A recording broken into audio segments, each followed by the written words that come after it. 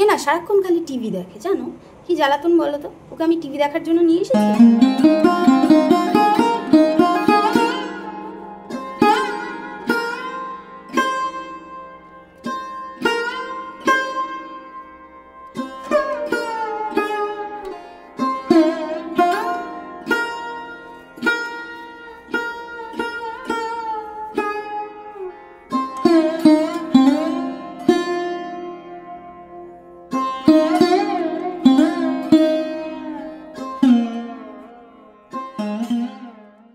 Hello everyone, welcome back to my channel.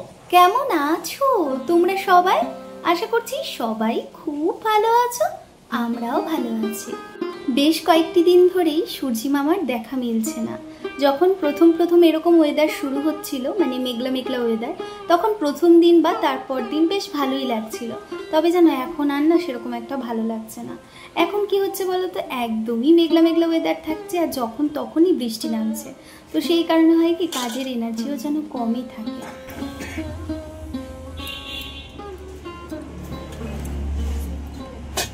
আজকে আমি প্রথম বাড়ি থেকে সবজি রাখছি। এর আগে দাদা না এতটা ভেতরে আসতো না, তো উনি যখন হাঁক দিত তখন ওই মেইন রোডের ওপর দিয়েই চলে যেত। আমরা বাড়ি থেকে বেরোতে বেরোতে উনি চম্পট। তো আজকে এখানে দেখলাম বেশ ভালোই টাটকা টাটকা সবজি রয়েছে। তাই উনি আবার বলছেন যে ঠিক আছে, এখানে যখন এত কেউই রয়েছে সবজি নেওয়ার, তাহলে আমি এখানে দাঁড়িয়ে একটু বেশিক্ষণ ধরেই না হয় হাঁক পারবো সবজি করে। তো সবাই এখানে বেশ খুশিই হয়েছে। আর এখানে আমার সাথে একটা পিসিও সবজি নিচ্ছে। তো যাই হোক, চলো সবজি না হয়ে গিয়েছে, এবার বাড়ি যাওয়া যাক। সকালবেলা ঘুম থেকে উঠে সমস্ত বাসি কাজ কমপ্লিট। এখন শুধু ভালো করে ঘরটা ঝাড় দিয়ে মুছতে হবে। অবশ্য তার আগে বিছানা ঝাড়াটা বাকি রয়েছে, কারণ বিছানাটা ঝাড়তে তো আমার একটুখানি দেরি হয়ে যায়। যাই হোক, এখন বিছানাটা গোছাবো। আর সবজিটা তো নেওয়া হয়ে গিয়েছে, তোমরা দেখলে। আজকে না এখানে প্রথম মানে বাড়িতে যে সবজি আসে সেখান থেকে সবজি নিলাম। এর আগে হতো কি, আমাদের এই বিল্ডিংটার মানে পেছনে একটা পুকুর আছে, তো সেই পুকুরটার ওই পারে সবজি আসতো, এই দিকে না আসতো না। তো সেক্ষেত্রে ভীষণ অসুবিধা হতো, জানো না। আর ওই এক গাদা সবজি কিনে না ফ্রিজে রাখতে আমার ভালো লাগে না। ওই টাটকা টাটকা হবে, 2-1 দিনের জন্য নিলেই হয়ে যায়। আর আমাদের দুজন মানুষ, আর কতই বা লাগে বলো। যাই হোক, সকালবেলা টিফিনও হয়ে গিয়েছে। আর এই তো বললাম যে এইটুকু কাজকর্ম হয়েছে। এখন রান্নাবান্না বসিয়ে দেবো। আর তার আগে বিছানাটা গুছাবো, বিছানাটা গুছিয়ে তারপরে ঘরটা ঝাড় দেবো। ঘরটা ঝাড় দিয়ে আর রান্না করতে করতে ঘরটা মুছে নেবো।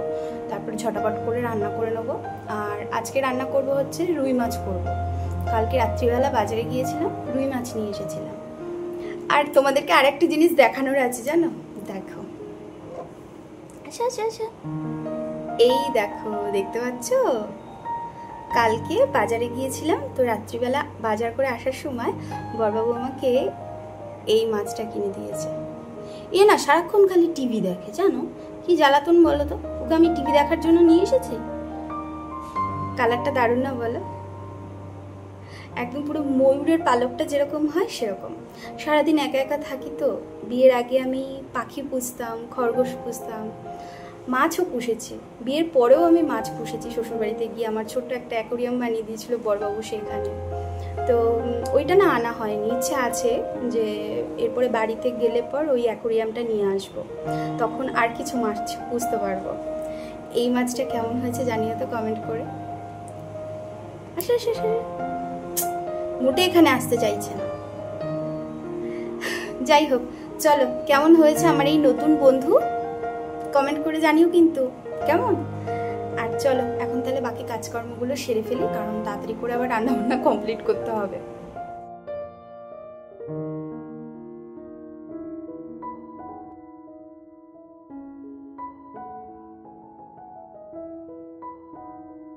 কতগুলো দিন ধরে ভাবছি জানো, এইবার এই বেডশিটটা চেঞ্জ করব। কারণ কি বলতো, লাইট কালার তো, এই সাদা রঙের বেডশিটগুলো না বেশি দিন বিছানায় রাখা যায় না। কিন্তু এমন ওয়েদার, কেচে যে কোথায় শুকোতে দেবো তারও কোনো ঠিক নেই। যদি এরকম একটা ব্যালকনি ট্যালকনি থাকতো তাহলে কোনো সমস্যাই হতো না। সেই ছাদে দিলে তো পুরোপুরি ভিজে যাবে, এই কারণেই বেডশিটটা আমি চেঞ্জও করতে পারছি না। এছাড়াও আরও একটা বেডশিট জমে গিয়েছে, এই ওয়েদারের জন্য আমি কাচাকুচি করতে পারছি না ঠিক করে। ভালো লাগে না গো যখন এরকম হয় না, মানে কাজ যখন জমে যায় তখন বেশি বিরক্ত লাগে। আমার সংসারের কোনো কাজই আমি জমিয়ে রাখতে পছন্দ করি না। একার হাতের হলেও সবটাই আমি নিজের হাতেই সামলাই। কষ্ট হোক, তাও আমার কথা কাজ যেন জমে না থাকে। আমার ভারী বিরক্ত লাগে গো। কিন্তু এই কাচাকুচির ব্যাপারটাতেই আমি পারি না জানো সামাল দিতে। কারণ মাঝে মাঝেই যখন এরকম বর্ষা হয়, বৃষ্টি টিষ্টি নামে, আমি কাচাকুচি করে কোথাও শুকোতে দিতে পারি না। এই যে ডাইনিং রুমটা রয়েছে এর মধ্যে আবার একটা দড়িও টানিয়ে নিয়েছি জানো। কি করব বলো, টুকিটাকি তো দুই একটা কাচাকুচি করার থাকে, তখন তো আর সেই ছাদে যাওয়া যায় না বৃষ্টি হলে, তখন এই ঘরেই মেলে দিতে হয়। আবার সেই যেখানে মেলি সেই জায়গাগুলো জল পড়ে, আবার সেই জায়গাগুলো ভালো করে মুছে দিতে হয়। কারণ পাথরের ঘর যদি স্লিপ কাটে তাহলে তো হয়ে গেল, একটা ভারী একটা দুর্ঘটনা ঘটে যাবে। বেশ কয়েকটি দিন ধরেই শরীর অসুস্থতার কারণে আমি তোমাদেরকে ঠিক করে ভিডিও দিতে পারছি না। ভালো লাগছে না, কেন জানি না, কোনো এনার্জি পাচ্ছি না জানো। মানে এডিট হয়ে গেলেও এই যখন ভয়েস ওভারের কাজ থাকে তখন যেন কেমন একটা গা হেলামি আসে, ভালো লাগছে না, এরকম হয়। জানি যে এটা আমার কাজ। এখন আজ থেকে কয়েকটি দিন আগেও অনেকটা সিরিয়াসনেস নিয়ে আমি কাজ করছিলাম, কিন্তু যখন শরীর সাথ দেয় না তখন আর সেইটা থাকে না নিজের মধ্যে। যাই হোক, তবুও আমি চেষ্টা করছি, কারণ হাল ছাড়বো না। আমি বহুদিন ধরেই তো এই প্ল্যাটফর্মে চেষ্টা করে যাচ্ছি, তো আমি শেষ পর্যন্ত যাব, এটাই আমার মনোবল। সেরামিকের এই কন্টেনারটা চিনতে পারছো তো তোমরা? ওই যে বাণীপুরের মেলা থেকে নিয়ে এসেছিলাম না, তবে কি রাখবো করে ভেবেই ঠিক করতে পারছিলাম না। অবশেষে ঠিক করতে পেরেছি, বুঝলে। ঠিক করেছি আপাতত এই কন্টেনারে পাস্তা রাখবো, বেশ ভালোই হবে বলো। কিন্তু এই কন্টেনার এই জায়গায় না রেখে যদি অন্য জায়গায় রাখি তখন আর ভালো লাগবে না। ও হ্যাঁ, একজন না আমাকে কমেন্ট করেছে, রিয়া রিম্পা কমেন্ট করে আমাকে জানিয়েছে যে তার নতুন কিচেনের জন্য কি কি কিনলে ভালো হয়। তো দেখো, প্রথমেই বলি যে তোমার কিচেনটা যদি ছোট হয় তাহলে বেশি জিনিস যদি তুমি সেই কিচেনের মধ্যে রাখো তখন গ্যাঞ্জাম লাগবে, আর যদি অনেক বড় হয় তাহলে কিন্তু প্ল্যান করে অনেক সুন্দর করে সাজাতে পারবে। এবার হচ্ছে বাজেটের ব্যাপার, তোমার কীরকম বাজেট আছে সেইটা তুমি জানো, এবার সেই বাজেট অনুযায়ী কিনতে হবে। তবে এরকম একটা র্যাক যদি রাখো তবে কিন্তু হাতের কাছে অনেক সুন্দর সুন্দর কন্টেনার রাখতে পারবে। আমি যেমন দেখো চা, চিনি, তারপরে গুঁড়ো দুধ, আর তাছাড়াও এরকম টুকিটাকি কিছু কন্টেনার রেখেছি, লবণ, হলুদ, তেল, এই সমস্ত কিছুই কী করেছি বলো তো, একটা জায়গার মধ্যে রেখে দিয়েছি যাতে করে হাত দিয়ে নিতে আমার সুবিধা হয়, এক জায়গায় দাঁড়িয়েই আমি হাতের থেকে যাতে পেয়ে যাই। ও হ্যাঁ, আরও একটা দরকারি কথা বলার, যে হোল্ডার অবশ্যই রেখো হাতের কাছে। বিভিন্ন রকমভাবে হোল্ডার ব্যবহার করা যায়, যেমন একটা স্পুন হোল্ডার, আর একটা ধরো ওই হাতা খুন্তি রাখার জন্য একটু বড় সাইজের কোনো হোল্ডার, তারপরে ওই ছোট ছোট কয়েকটা জিনিস যেমন ধরো কাঁচি, লাইটার, এরকম টুকিটাকি কিছু জিনিস রাখার জন্য একটা হোল্ডার। তো এরকম হোল্ডার জাতীয় জিনিসগুলো রাখলে কিন্তু সব জিনিস একই জায়গায় খুব সুন্দরভাবে গোছানো থাকবে, আর এতে কিন্তু রান্নাঘরটা দেখতেও আরও বেশি সুন্দর লাগবে।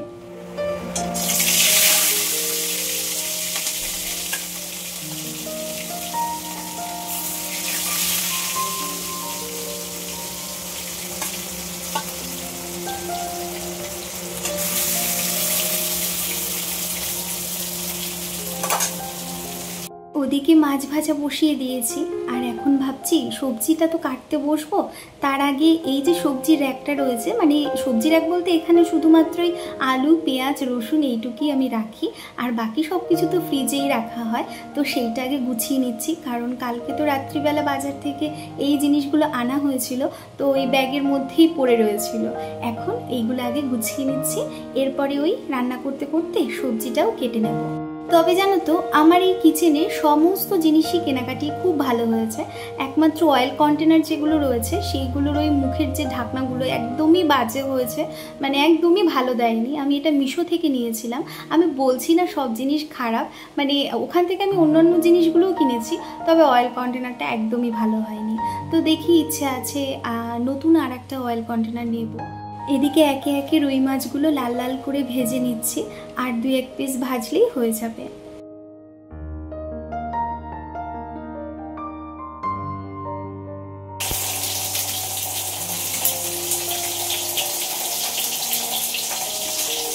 আজকেই কুমড়োটা রান্না করে ফেলছি, কেন বলো তো, কারণ কুমড়োটা যদি রেখে দিই যদি আবার খারাপ হয়ে যায়, আবার ফ্রিজে রাখতে গেলে এইগুলো সব তুলে রাখতে হবে, তার সাথে টাটকা টাটকা রয়েছে, ওই জন্য আজকেই সব কেটে ফেলছি। আর আজকে এই কুমড়ো দিয়ে কাঁকরোল দিয়ে ভাজা করছি, এটা আমি কখনো খাইনি, কিন্তু ওই সবজি তো, আর তারপরে কাঁকরোলও নিয়েছি, কুমড়ো নিয়েছি, ইচ্ছে হলো একটু টাটকা টাটকা সবজি খাই। তো আগের পর হিসেবে কুমড়ো আর কাঁকরোল ভাজা করছি, তারপরে আলু দিয়ে তোমার রুই মাছের ঝোল করবো, আলু টমেটো দিয়ে রুই মাছের ঝোল করবো। পেঁয়াজ রসুন কিছুই দেবো না, কিন্তু নর্মালি যেরকম করি সেটাই। এটাই হচ্ছে আজকে আমাদের দুপুরের মেনু। পাকা কুমড়ো আমার একদমই পছন্দের না জানো, যদিও কুমড়ো তেমন একটা পছন্দ করি না, তবে এখন হয় কি ওই কুমড়োর ছক্কা যেহেতু আমি রান্না করি ওটা বড়বাবু ভীষণই পছন্দ করে, তো ওই জন্যই আমি আর একটু বেশি করে কুমড়োটা রাখি। আর যখনই আমি কুমড়ো কাটি আমি কখনোই পুরো খোসা ছাড়াই না, কারণ পুরো খোসা ছাড়ালে না কুমড়োটা কেমন ঘ্যাট হয়ে যায়, তো একটু একটু করে হালকা হালকা খোসা রেখে দিই। আজকে এই রান্নাটা প্রথমেই করছি, মানে কাঁকরোল দিয়ে কুমড়ো দিয়ে ভাজা। জানি না কেমন খেতে হবে, তবে মনে হলো খারাপ লাগবে না। কালো জিরে ফোড়ন দিয়ে কাঁচা লঙ্কা চিড়ে এই যে কাঁকরোল আর কুমড়ো একই রকমভাবেই ছোট ছোট করে কেটে নিয়েছি। তবে জানো তো কুমড়োটা একটু বড় রেখেছি, কাঁকরোলটা একটু ছোট করেছি, কারণ কাঁকরোলটা তো একটু শক্ত, যদি সিদ্ধ না হয় ঠিক করে, ওই জন্য। একটুখানি হালকা হাতে নাড়াচাড়া করে একটা ছোট সাইজের পেঁয়াজও কুচি করে দিয়ে দিচ্ছি। মনে হলো এভাবে করলে আরও বেশি ভালো হবে, কারণ পেঁয়াজটা একটু মিষ্টি মিষ্টি রয়েছে, তো খেতে মন্দ লাগবে না। এছাড়াও যখন আমি কুমড়োর ছক্কা রান্না করি তখনও আমি মাঝে মাঝেই পেঁয়াজটা দেই, তখনও কিন্তু দেখেছি কুমড়োর সাথে এই পেঁয়াজটা দিলে খেতে ভারী টেস্ট হয়। যাই হোক, ওদিকে কুমড়ো আর কাঁকরোলের যে ভাজিটা করেছিলাম ওটা হয়ে গিয়েছে। এবার রুই মাছের জন্য মশলাটা কষিয়ে নিচ্ছি। আলুটা ভালো করে লাল লাল করে ভেজে মশলা আর টমেটো দিয়ে ভালো করে এখন কষিয়ে নিচ্ছি।